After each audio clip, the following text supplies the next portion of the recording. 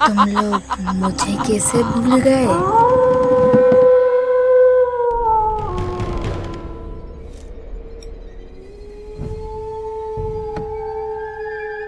चीन में मान्यता है कि हंग्री गोस्ट फेस्टिवल की रात भूखी आत्माएं अपने पसंद का खाना खाने धरती पर जरूर आती हैं।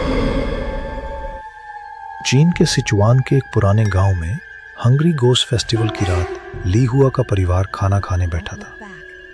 दादी ने हमेशा की तरह आज रात मृत दादाजी के लिए आएंगे। एक खाली कुर्सी और उनका पसंदीदा खाना रखा था। अचानक खाली कुर्सी अपने आप खिसकी।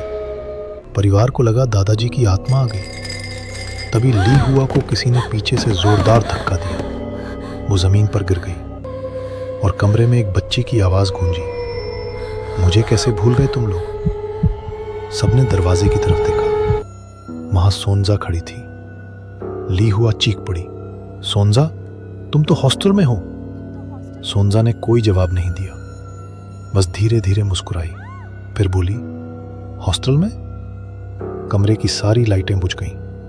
अंधेरे में सोनजा की आवाज आई, तो फिर मेरी लाश कौन लेकर आया था? लाइट वापस जलती है। सोनजा गायब। लेकिन खाने की मेज पर अब एक नई चीज रखी थी, सोनजा का हॉस्टल बैग।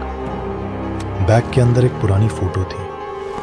फोटो में सोनजा अपने परिवार के साथ खड़ी थी, लेकिन फोटो के पीछे लाल स्याही से लिखा था, इसे मत बताना कि उसकी मौत कैसे हुई।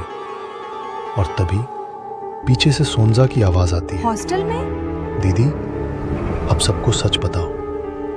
ये सुनकर ली हुआ घबरा गई। अचानक ली हुआ के फोन की घंटी बजती है। फोन पर किसी का कॉल होता है। ली हुआ कांपते हुए फोन उठाती है।